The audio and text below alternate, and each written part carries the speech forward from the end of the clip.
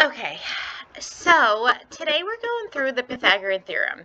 And the Pythagorean theorem tells us the square of the measure of the hypotenuse of a right triangle is equal to the sum of the squares of the measures of the legs. Right, what does this mean? Well, the Pythagorean theorem only works on right triangles. How do we know if a triangle is a right triangle? How do we know if a triangle is a right triangle? Michael?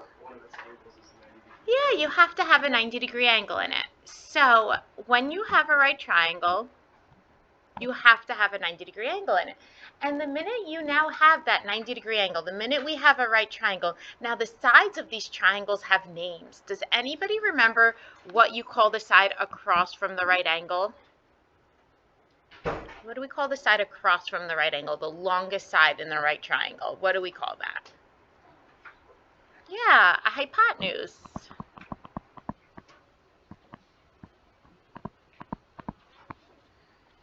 Does anybody know what we call the other two sides? Does anybody know what we call the other two sides? Anybody remember? Symmetry? Legs. So let's call this leg 1 and leg 2. Are leg 1 and leg 2 congruent? Are leg 1 and leg 2 congruent? No. Can they be congruent? Sure. Do they have to be congruent? No. Right? What the Pythagorean theorem tells us is that the hypotenuse squared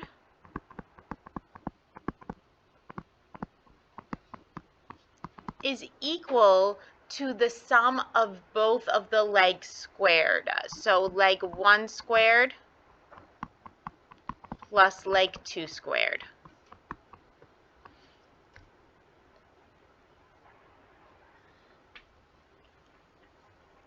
Now what you guys are used to seeing is a squared plus b squared equals c squared.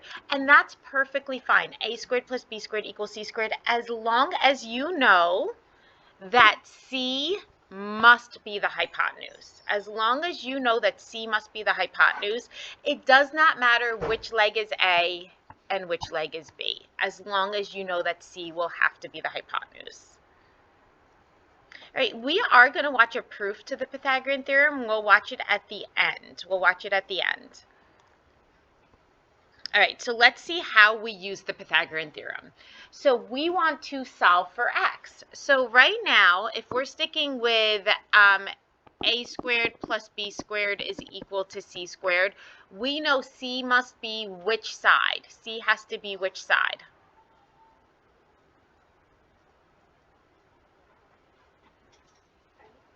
Yeah, the hypotenuse. C has to be the hypotenuse. Once we identify the hypotenuse, does it matter which side we call A and which side we call B? No. Call 8A and 6B.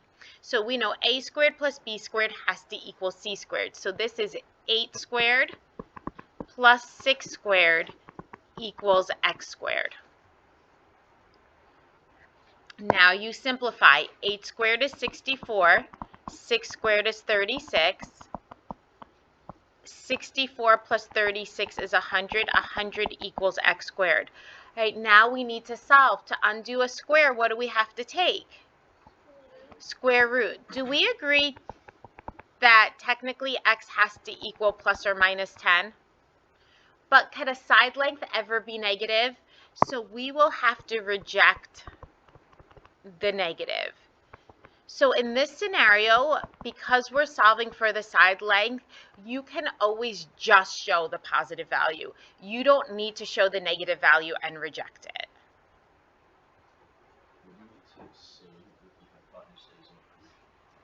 No proofs. No proofs in chapter 9.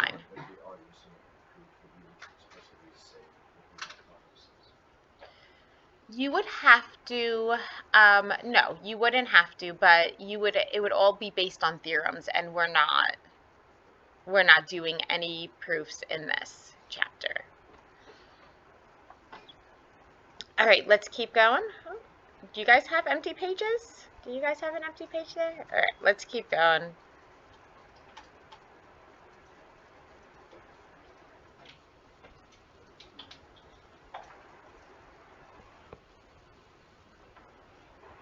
You know what?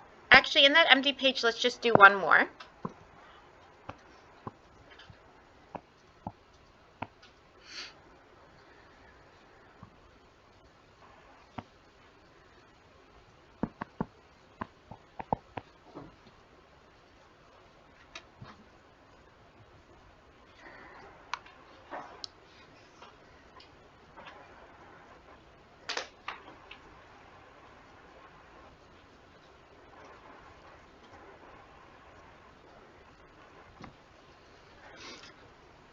All right, are we ready? So here, again, we know the side across from the right angle is C. And once we identify C, at that point, it doesn't matter which sides are A and B. So we're going to have 5 squared plus x squared equals 13 squared.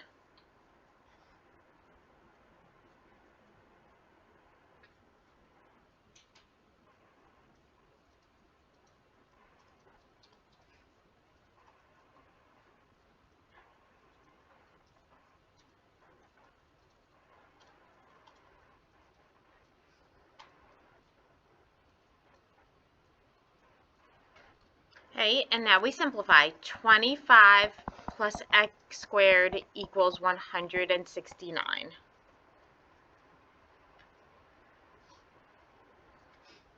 Subtract the 25.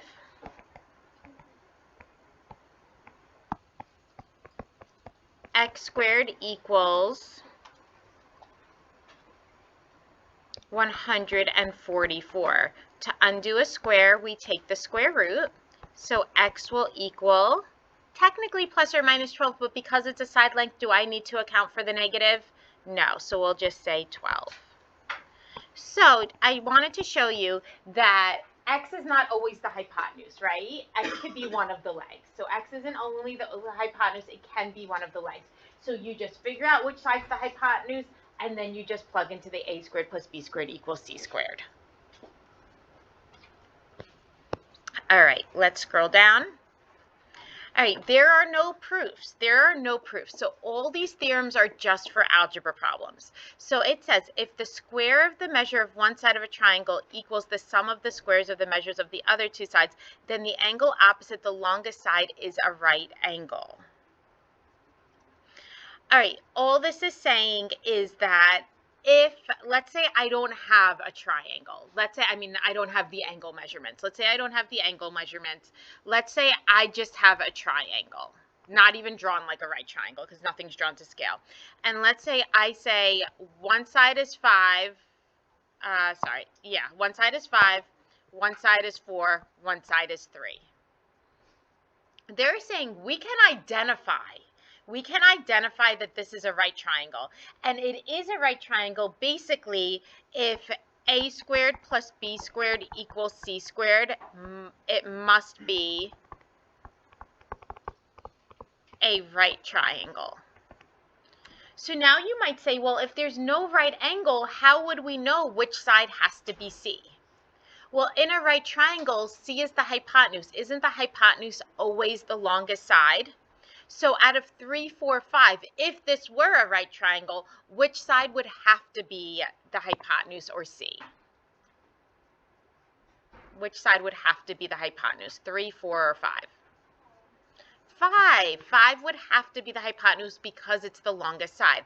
So then we can say 3 is A and 4 is B. So if we plug in, we're going to have 3 squared plus 4 squared. Does that equal, question mark, 5 squared? So we have 9 plus 16. Is 9 plus 16 25? Yeah, absolutely. Because a squared plus b squared equals c squared, it must be a right triangle.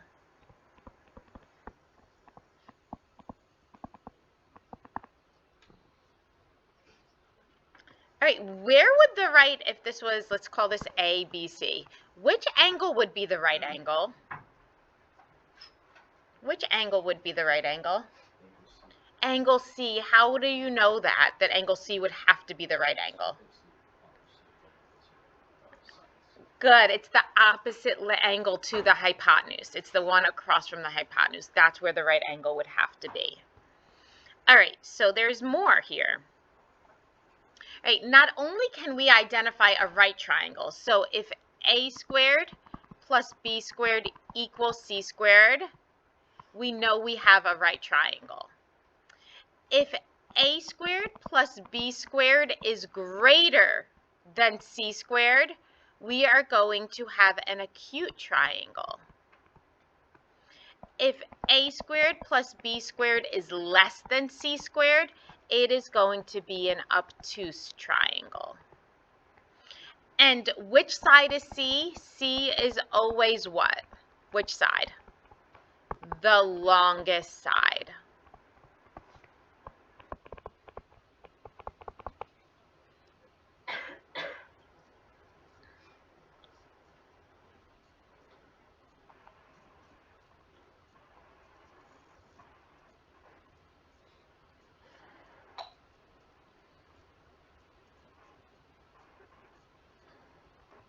Okay, we ready? So, classify the triangle. When I say classify the triangle, I'm asking you, is it right? Is it obtuse? Or is it acute? And the way we're going to do this is by using the Pythagorean theorem. If this were a right triangle, which side would have to be C? If this were a right triangle, which side would have to be the hypotenuse or C? 8, because it's always the longest side. So I'm going to call 5A and 7B. So now I need to compare a squared plus b squared. I need to compare its relationship to c squared. So we're going to have 5 squared plus 7 squared in comparison to 8 squared. So this is 25 plus 49, and this is 64. Do we agree 25 plus 49 is greater than 64? Right? That's 74 is greater than 64. So if a squared plus b squared is less than greater than c squared. A squared plus b squared is greater than c squared. Which one is that? A squared plus b squared greater than c squared. Acute. So this is an acute triangle.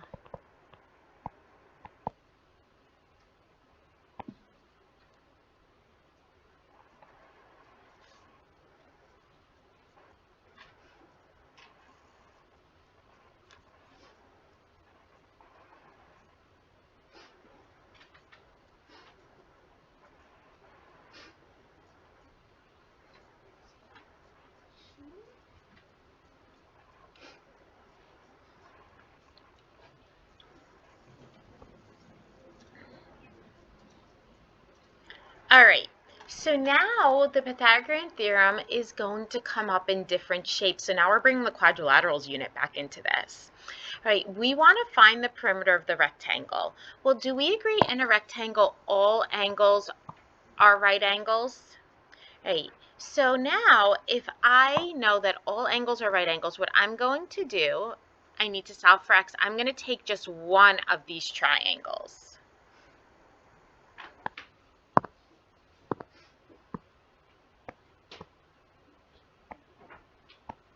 We have x, we have 5 root 2, and we have 13.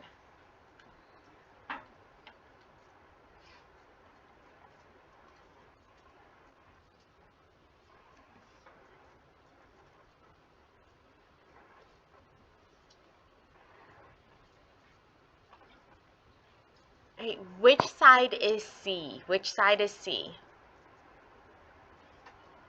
Which side is C? Not Nora, somebody else. AJ. 13 is C. I'm going to call AX and 5 root 2B. So if we're setting up our Pythagorean theorem, which is a squared plus b squared equals c squared, I'm going to have x squared plus 5 root 2 squared equals 13 squared. So we're going to have x squared. Now remember, we did this in class. 5 root 2 squared is 5 root 2 times 5 root 2. And 13 squared is 169.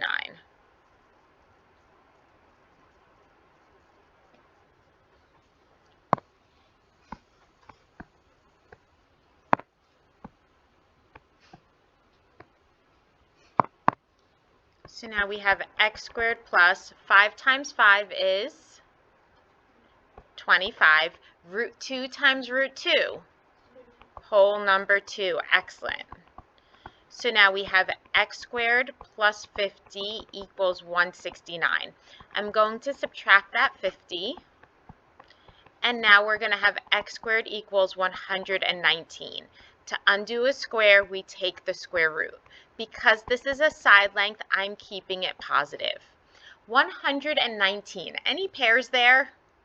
Any pairs for 119? No, 119 is simplified as it is. So this means x is root 119. Well, if the left side is root 119, do we agree in a rectangle the sides across from each other are congruent? So the right side is root 119. If the bottom side is 5 root 2, what's the top side? 5 root 2. All right, so now we need to find the perimeter. Now that we found all the sides, now we need to find the perimeter. So perimeter, we add all the sides. What's 5 root 2 plus 5 root 2? 10 root 2. And now I think we all agree there's ones in front of these root 119s. So what's 1 root 119 plus another 1 root 119? 2 root 119. And that is your perimeter.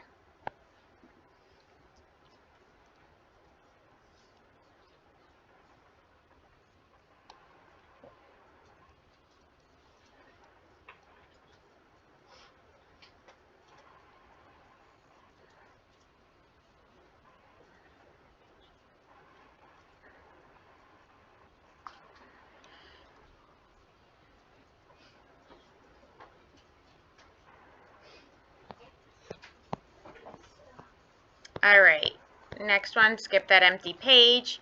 So like I said, a lot of chapter 5 is going to be coming up in chapter 9. You're going to need to remember the properties of the different quadrilaterals. So rhombus is another big one that you're going to need to remember. What do we need to remember about a rhombus? Right? In a rhombus, all sides are congruent. Also in a rhombus, the diagonals are perpendicular, which means 4 right angles in the middle. Right? Another thing you need to remember about the rhombus is that the diagonals cut each other in half.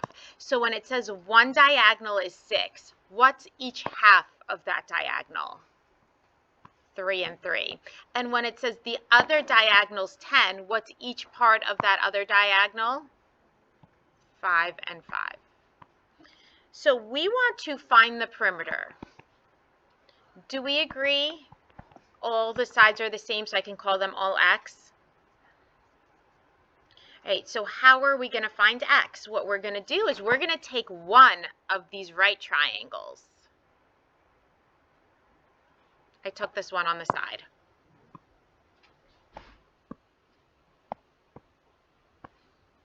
Okay, I know the bottom leg is 3, the side leg is 5, and the hypotenuse is x. Can we use the Pythagorean theorem to find the missing side? Absolutely. So we're going to have 5 squared plus 3 squared equals x squared. 25 plus 9 equals x squared. 34 equals x squared. To undo a square, we take the square root. X will equal root 34. All right, root 34, 2 and 17. Any pairs there? No. So every side of this rhombus is root 34.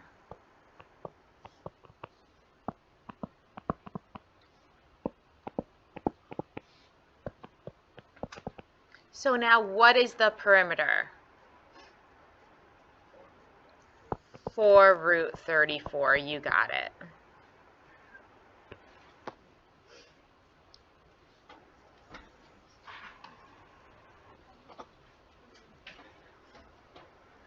So we're anticipating quiz on this stuff early next week. So today's 9.4, right? You drop tomorrow. What's tomorrow? Wednesday? Thursday's 9.6. Friday we review. So after the long weekend will be the quiz. After the long weekend will be the quiz. Right. We will definitely anticipate something like number 3 on your quiz.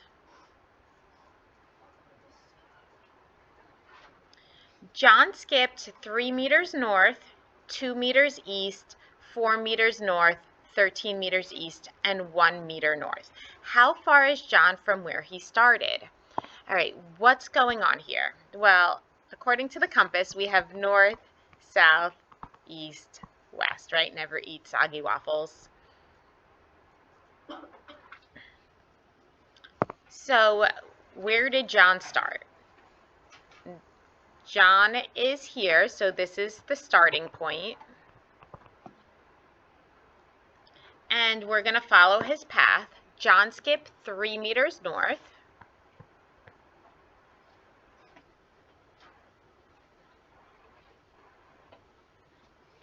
2 meters east.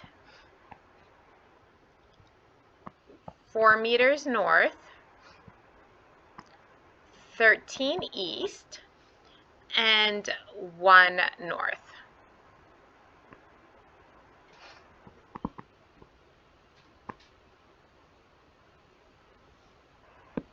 This is where he ended.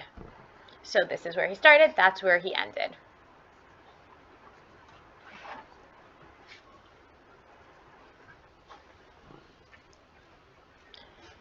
All right, how far is John from where he started? How far is John from where he started? All right, the distance between any 2 points, when they're saying how far is John from where he started, they want to know the shortest distance, not his roundabout way of getting there. And the shortest distance between any 2 points is a straight what? Segment, yeah, a straight segment.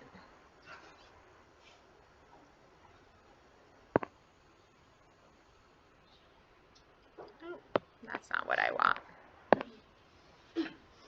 So I'll just draw it. All right, do we all agree that's what we're trying to find right there? That distance from where he started to where he ended? Okay, so what you're going to do is you're going to take this and you're going to create a right triangle out of this, and we're trying to find the hypotenuse. The vertical line in the right triangle is going to be your north or south, however you've been moving in that direction. The bottom side of that right triangle will be the east or west, depending on how the person was moving. So let's go through and see everything that we did. So we skipped 3 north, and then 4 north, and then 1 north. So what I'm doing is I'm adding up all my north movements. For all my north movements, what do we have? We have 3 plus 4 plus 1, which is 8. You got it. All right, then we have our east-west. All right, we have 2 east, 13 east. That's it. 2 east plus 13 east is 15 east.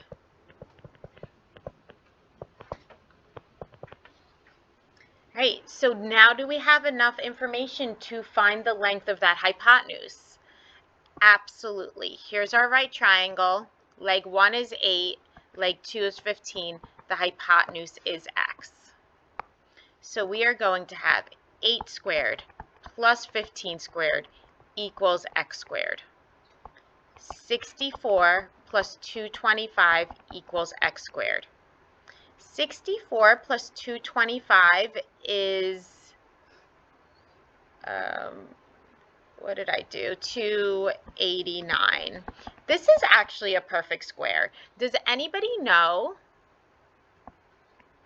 what times itself gives us 289? I probably should have put it in the list that first day. 17. This is 17.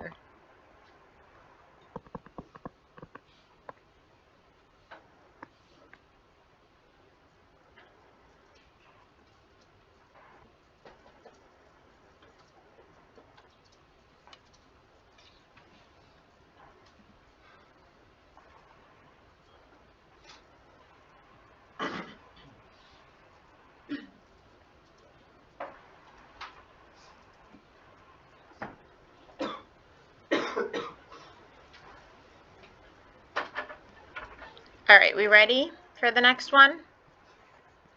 Find the perimeter of an isosceles right triangle.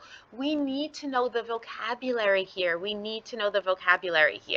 So do we all agree we know what a right triangle is? It's a triangle with a right angle in it. But I'm not just saying a right triangle. What kind of right triangle do we have?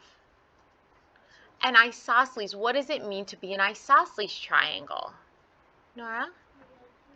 The legs are congruent. Can it just be the hypotenuse congruent to one of the legs? Is that possible?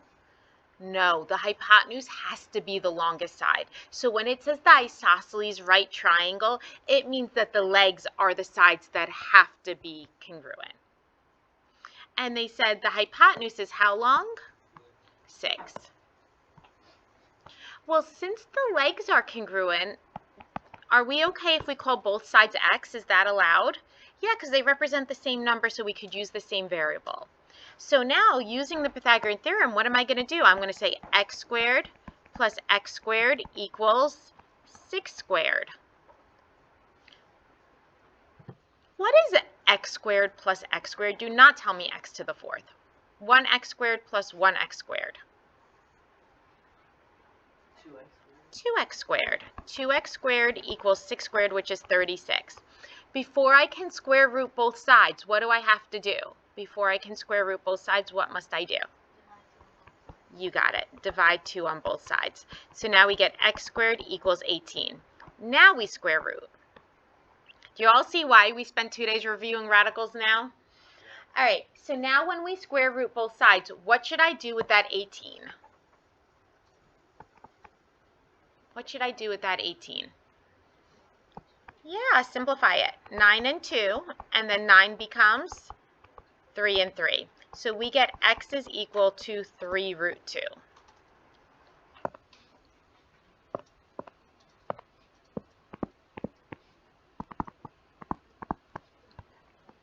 And now what did I ask you to find? The perimeter. So we're going to have 6 plus, what's 3 root 2 plus 3 root 2? 6 root 2.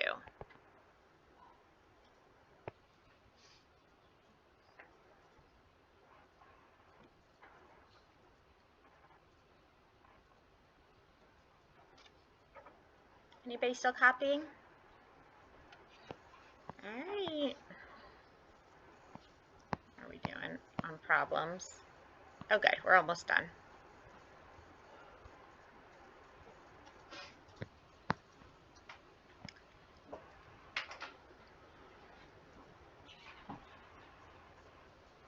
All right, the perimeter of an isosceles triangle is 32, and the length of the altitude to its base is 8.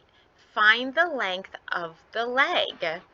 All right, so let's see what we have here. The perimeter of an isosceles triangle is 32.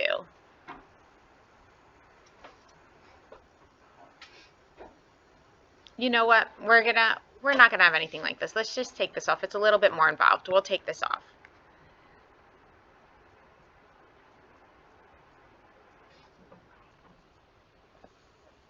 Let's go on to number 4.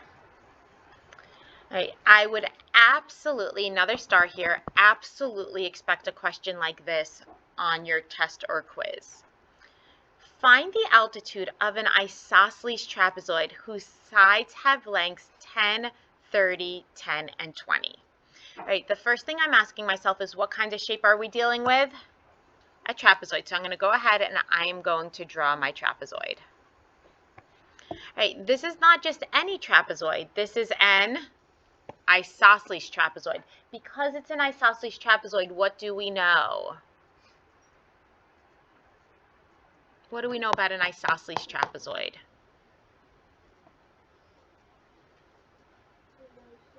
Yeah, the legs are congruent. So when it says the sides have lengths 10, 30, 10, and 20, do we agree that the legs have to be the 10 and the 10 because they're congruent? So I'm going to do left leg 10, right leg 10. I'm going to say bottom base is 30 and top base is 20. So it says find the altitude, something you don't know. You don't know. All right, an altitude of a trapezoid starts at a vertex and just goes down to the other end, and it can have two altitudes. So I'm going to draw them both in.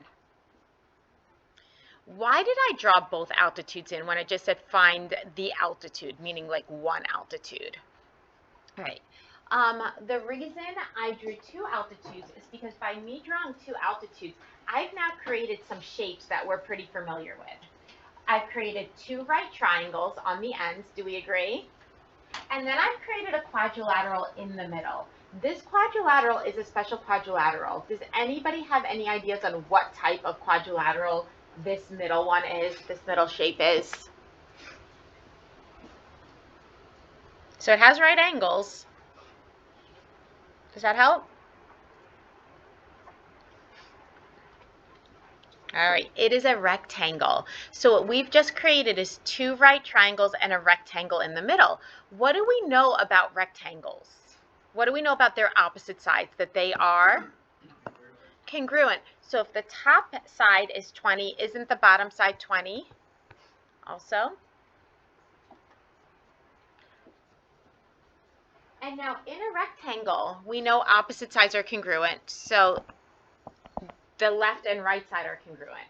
Since the left and right side are congruent, and because this was an isosceles trapezoid, meant the legs were congruent, are these two triangles on the ends congruent? Yeah, by what method? Not side angle side. That's not side angle side. What is this? Yeah, it's the HL postulate, hypotenuse leg. This is hypotenuse leg. Because these two triangles are congruent, do we agree their two bottom sides are also congruent? So if the whole base of the trapezoid is 30, there's 20 from the rectangle. That leaves 10 units left over. So if there's 10 units left over, each bottom side of the triangle has to be 5. And now we want to find the altitude, so I will call one of the altitudes x. So I'm going to use this right triangle. I'll go ahead and I'll redraw it. We have x, we have 5, we have 10. And now we're going to use the Pythagorean theorem, a squared plus b squared equals c squared. So I'm going to have x squared plus 5 squared equals 10 squared. X squared plus 25 equals 100. Subtract that 25, and then we square root. Can I simplify the root of 25? Yes, anybody able to do it in their heads? Anybody able to simplify root 75 in their head? AJ? Can you do 25 and 3? Absolutely. So it'd be 25 and 3. So what would our final value for x be? 5 square root. You got it, 5 root 3. Does everybody see how AJ did that in his head? He picked the biggest perfect square that goes into 75, which is 25. So he's basically envisioning the factor tree in your head. Is that what you were doing? You were like basically envisioning the factor tree in your head. All right, so now we get x is equal to 5 root 3. Is that an altitude? Yes, we are done with this problem anyway. All right, scroll down. We're going to come back to independent number 1, but I do want to do independent number 2. There will be a question like independent number 2 on your quiz, but also there's something like this on your homework. This is called a partial spiral. This is called a partial spiral. And basically what you do is you just keep doing the Pythagorean theorem until you get to the missing side that you need. So we need to solve for x, right? But I can't use the Pythagorean theorem on this triangle that has x in it. How come I can't use the Pythagorean theorem on that yellow triangle that has x in it? Because we only have one side, right? How many sides do we need to do the Pythagorean theorem? 2 sides. We need a right triangle and 2 sides, so we can't do it. So what we do is we go to a triangle that does have 2 sides. Start at this triangle. And I'm going to call that missing side y. How come I'm calling it y and not x? Because there's already an x. And I'm going to do the Pythagorean theorem. 1 squared plus 1 squared equals y squared. So what's 1 squared? 1. So 1 plus 1 equals y squared. 2 equals y squared. So what does y equal? Square root 2. So now I'm working on this middle triangle. Do I now have 2 sides for that middle triangle? Yeah, I now have 2 sides. I'm going to call the missing side W. So now I'm going to do root 2 squared plus 1 squared equals W squared. Am I going too fast, or is everybody following along what I'm doing? Okay, great. What's root 2 squared? Don't disappoint me. 2, yes. 2 squared, root 2 squared is 2. What's 1 squared? 1. So then we get 3 equals W squared. Square root both sides. So what does W equal? The root of 3. All right, so now that's bringing us to our final triangle. Now on this purple triangle, do I now have 2 sides labeled with numbers? Yes. So now I can do my final Pythagorean theorem. Root 3 squared plus 1 squared equals x squared. Root 3 squared is 3. 1 squared is 1. 3 plus 1 is 4. Square root both sides. What is x? 2. And that's what we wanted, so we are done. I'm going to have you go back to independent number 1 when it says classify the triangle. Remember, when you're classifying the triangle, I want to know, is it a right triangle, acute, or obtuse? And if you remember, if a squared plus b squared is greater than c squared, it is acute. If a squared plus b squared is equal to c squared, it is right, yeah. And if a squared plus b squared is less than c squared, it is obtuse. And how do you know which side would potentially be the c? Yep, c equals longest side. All right, so you all go through that, and then we'll see what we get.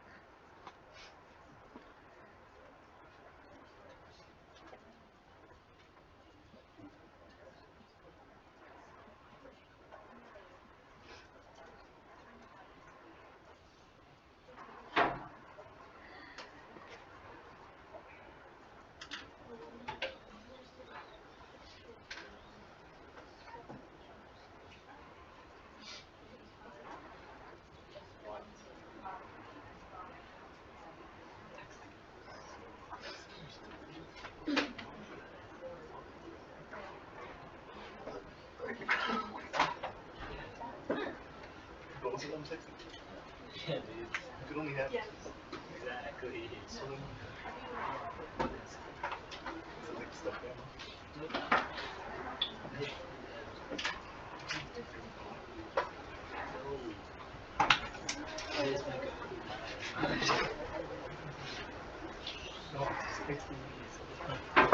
All right, let's do this.